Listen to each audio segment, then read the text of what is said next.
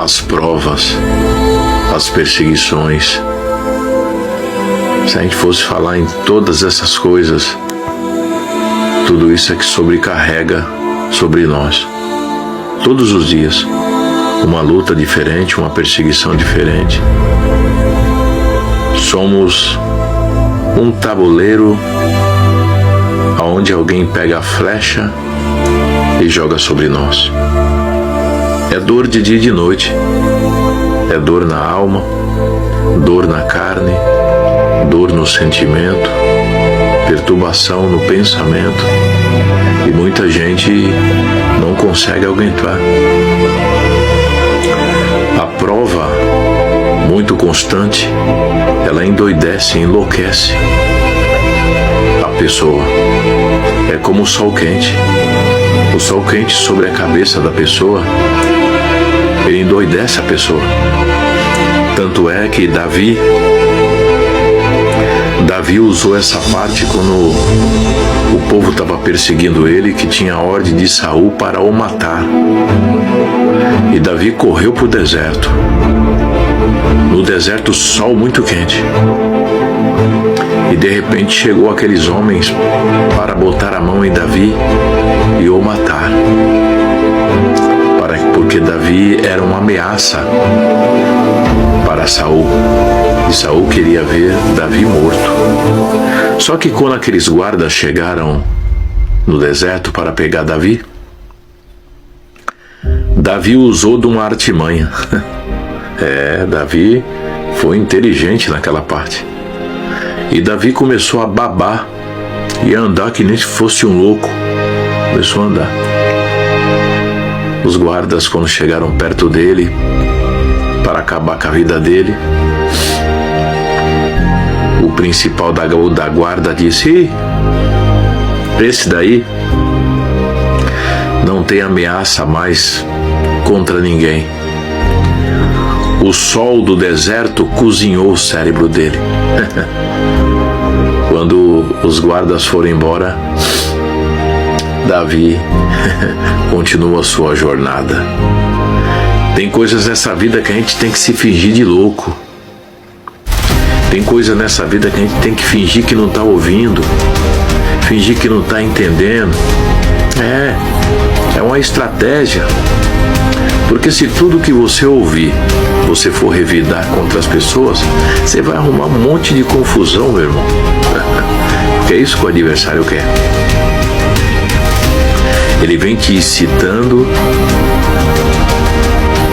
ajunta as pessoas para vir contra você,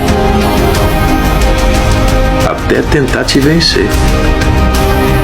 E muitos são vencidos, muitos não aguentam.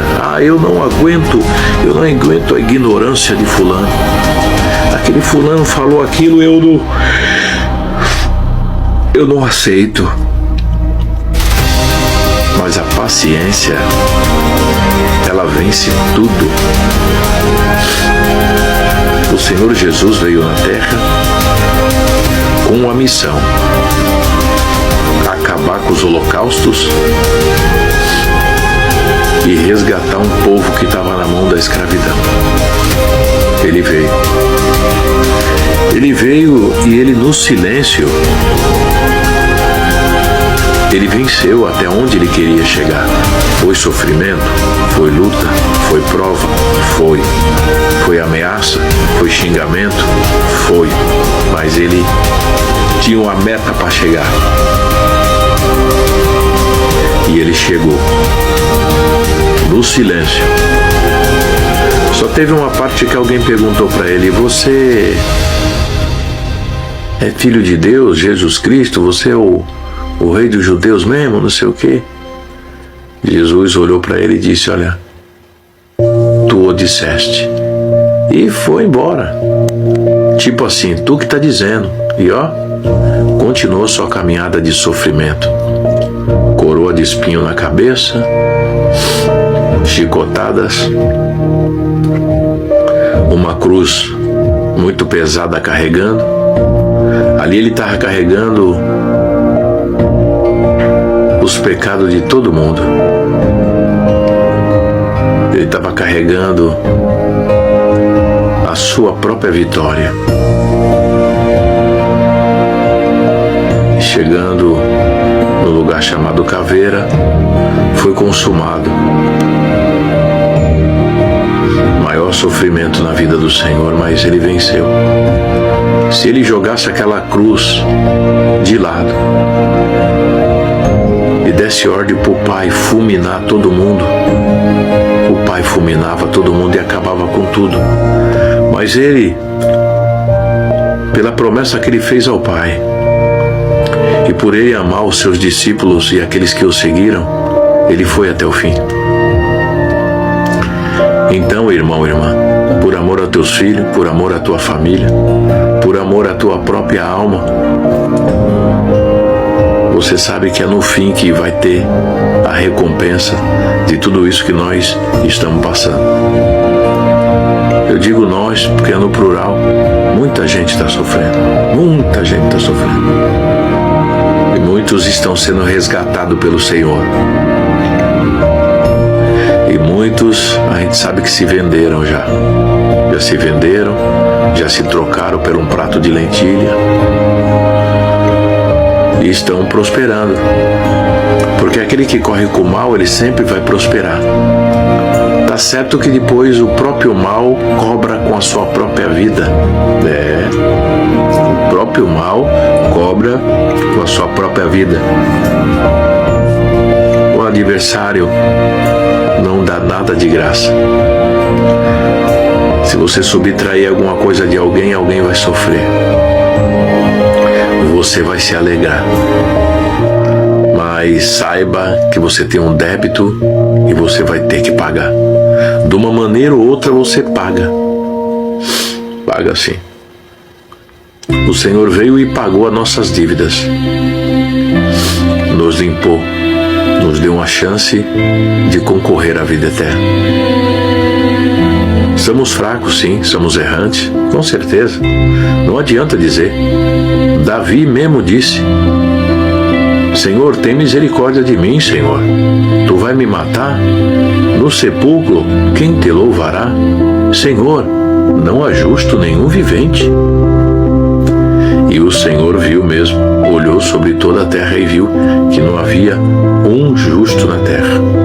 Um justo na terra. Depois de Jó, acabou. Jó era homem reto, temente a Deus, desviava-se do mal. Mas uma parte ele tinha, né?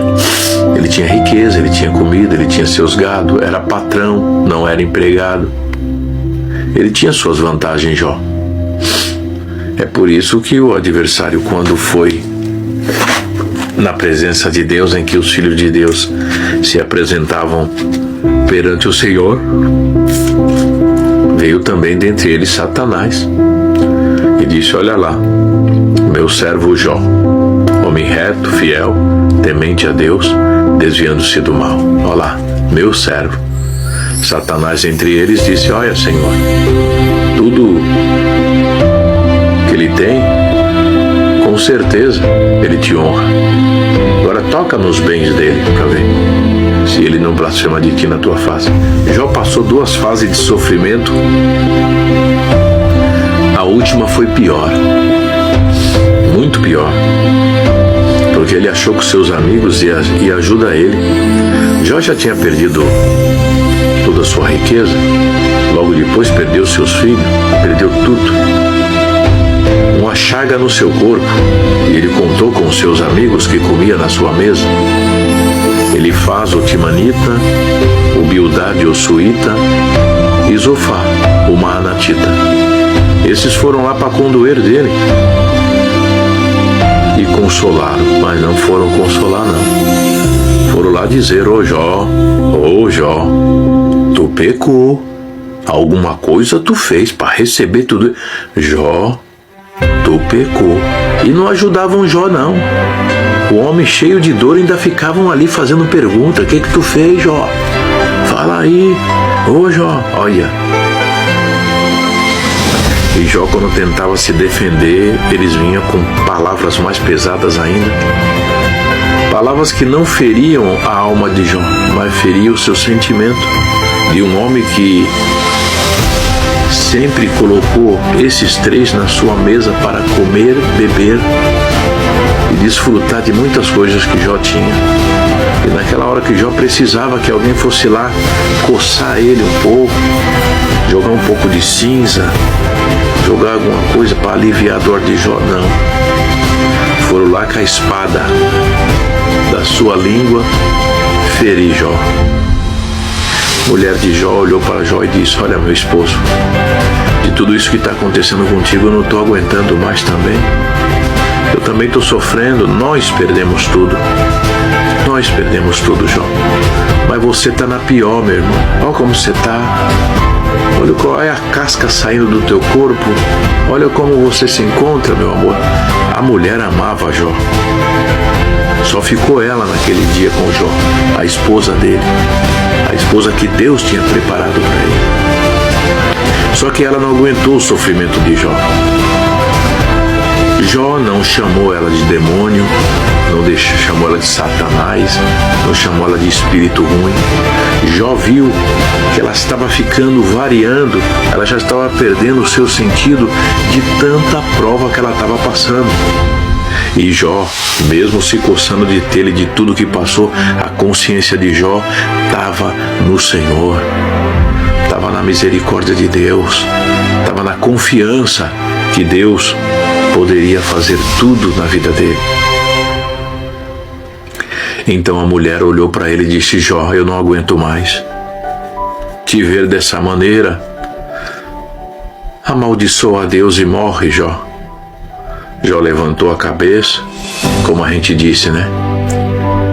Ele não xingou ela, ele não brigou com ela, não chamou ela de demônio, não chamou ela de Satanás, como muitos quando briga com a esposa, ou a esposa fala alguma coisa, já vem logo dizendo, é um espírito, é o demônio, né? Já xinga logo. Jó não. Jó levantou a cabeça e falou: minha esposa, assim como fala uma doida, uma louca, assim fala tu. Quer dizer, ela já estava perdendo o sentido das coisas, das provas. Ela já estava não estava aguentando mais. Nós recebemos o bem de Deus e não vamos aceitar o mal. Nu eu vim, nu nós viemos, nu nós vamos voltar. Bendito seja Deus, maravilhoso. Engrandeceu Jó, Deus. E Jó, nessa parte, Jó não pecou, não blasfemou, continuou firme nas suas enfermidades. É que nem nós, temos que continuar firme na nossa enfermidade, na nossa dor, na nossa prova, na nossa luta. Não adianta ficar para os irmãos: irmão, estou precisando de... Não adianta.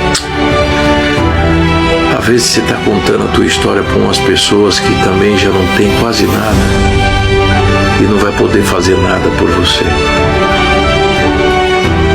O Senhor disse naquele dia: quer vir após mim? Pega a tua cruz e siga-me. Resumindo, pega a tua prova, pega a tua luta, pega a tua vida. Quer salvar a tua alma? Pega a tua cruz e vem. Porque Ele já carregou a cruz principal por nós. Ele não enganou a gente. Ele falou que seria sofrimento, seria luta, seria prova. Ele disse que como perseguiram Ele, iriam perseguir nós. O que fizeram com Ele, poderiam fazer também com nós. Mas Ele disse que venceu o mundo. Ele disse que nós poderíamos vencer também. Tá certo que está tudo mudado no nosso tempo. No nosso tempo, aquele dizer que está passando fome é mentira. Naquele tempo era mais pior ainda. Naquele tempo era na espada tudo resolvido. Era na luta, era no combate, derramamento de muito sangue. Hoje a nossa luta é espiritual. Mas dói também. Dói porque nós luta com o invisível. Nós luta com aquilo que a gente não vê. A gente só sente as pancadas. A gente deita alegre e acordamos triste. E muitas vezes estamos tão alegres e o adversário vê que a gente está tão alegre, ele vai lá, toca num filho da gente, toca numa filha, mexe nas nossas coisas e assim vai indo. Se não for Deus na nossa vida, igreja, a gente joga tudo por ar e para. Fica na beira do caminho, como os mendigos de rua, como aqueles que estão catando lixos na beira das estradas, como muitos se entregam a drogas, muitos se entregam a bebidas, muitos se matam, igreja. Nesse lugar onde eu estou sentado aqui,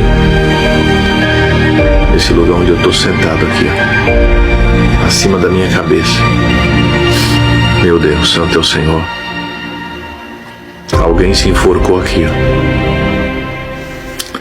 Alguém um dia pulou a janela, entrou aqui dentro, amarrou uma corda numa viga aqui e se enforcou. Meu cunhado não aguentou a prova. Levamos ele para a igreja, estava tão contente, se batizou, de uma hora para outra não aguentou a batalha. Deixou um recado na mão de uma irmã minha que mora aqui do lado. Pulou a janela, pegou uma cordinha de tarrafa, lançou em cima de uma viga, fez um laço e se enforcou. Se a gente estamos vivos, igreja, é pela misericórdia de Deus, porque o Espírito, quando pega uma pessoa, ele mata, ele tira a vida, ele faz a pessoa tirar a própria vida. Só Deus. É uma luta constante, igreja. É por isso que a gente não pode brincar. Quando nós era menino, nós fazia coisa de criança, né? Logo que chegamos a ser homem, moço, moça, né? Já começamos a mudar, já não eram mais crianças. Já sabemos o que é o bem e o que é o mal, por onde andar e por onde não andar.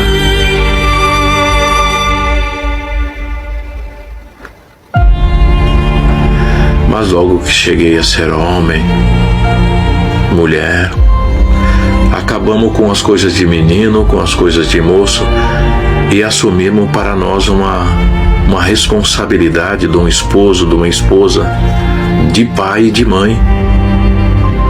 Aí começamos a sentir o que os nossos pais passaram para nos trazer até aquele momento em que nós éramos moço e nós tínhamos tudo. Nós tinha tudo, mas muitos se perderam nos estudos. A separação de um pai e de uma mãe leva à destruição da semente que eles progrediram, que eles plantaram, que eles colheram, que deu crescimento, mas não poderão colher fruto, porque muitos estão no mundo analfabetos, muitos estão no mundo pela separação de um pai e da mãe. Muitos estão no mundo porque a prova é grande, a luta, a batalha. Por isso que o Senhor disse para juntar e colocar a nossa casa sobre a rocha. Porque a areia, mesmo ela sendo muita no deserto, o vento espalha, o vento leva, o vento assopra. O vento da prova chega na vida de muitos que acabam com famílias inteiras. Aqui perto de casa, por causa de uma moça que parou na graça e se envolveu com alguém, depois deixou desse alguém, esse alguém também servia a Deus, mas entrou na loucura. E um dia ele foi atrás dessa moça. A gente tá falando o que a gente sabe, viu? Foi aqui perto de casa. Foi atrás dessa moça. E a moça olhou para ele, não sei se falou a verdade ou se falou para irritar ele. E ele pagava a pensão e ela cobrava a pensão. Não queria saber se ele estava trabalhando ou não. Cobrava direto. E ele se esforçava e pagava a pensão. Chegou um dia, ele foi lá na casa dela. E ela disse para ele, olha, brigou lá, teve uma discussão. E disse para ele, esse não é o teu filho. Olha só, igreja, depois de fazer o homem sofrer tanto, separou do homem, o homem sofreu tanto para pagar a pensão, era ameaçado de ir na cadeia, e de repente recebe uma palavra que o sofrimento dele todo não valeu nada porque o filho não era dele. Segundo ela falou, eu não soube se era ou se não era dele realmente, mas ela falou isso para ele, e isso ele foi embora e voltou. Quando ele voltou, ele já voltou com a arma na cintura, matou ela, matou o pai dela, matou um monte de gente. O homem se revoltou. Aqui perto de casa, viu, igreja? A gente conta história verdadeira. Muitos vão lembrar dessa história aonde aconteceu aqui perto. Então, por causa de um filho, por causa de uma filha que apronta, pode levar à morte do pai, da mãe, de uma família inteira. É isso que o adversário quer. Ele só quer um instrumento para ele usar, para dilacerar famílias inteiras. E nessa, se cumpre aquela palavra. Pelos pecadores, pagou os inocentes. Matou a criança, matou a mulher que falou que o filho não era dele, salvo eu, matou a mãe também, matou também o pai da moça, uma coisa assim, o irmão. Só sei como o rapaz veio na ira para fazer a vingança daquilo que ele ouviu. Só Deus, igreja. Vamos buscar a Deus enquanto é tempo. Ensina tua filha, o teu filho no bom caminho, porque senão eles mesmos vão trazer maldição para dentro da tua casa, se você não explicar a realidade da vida. Meu nome é Renato Módica, moro na favela do Dique do Pompeba, na cidade náutica em São Vicente. Temos histórias para contar, igreja. História verdadeira, história arrepiante. Só Deus.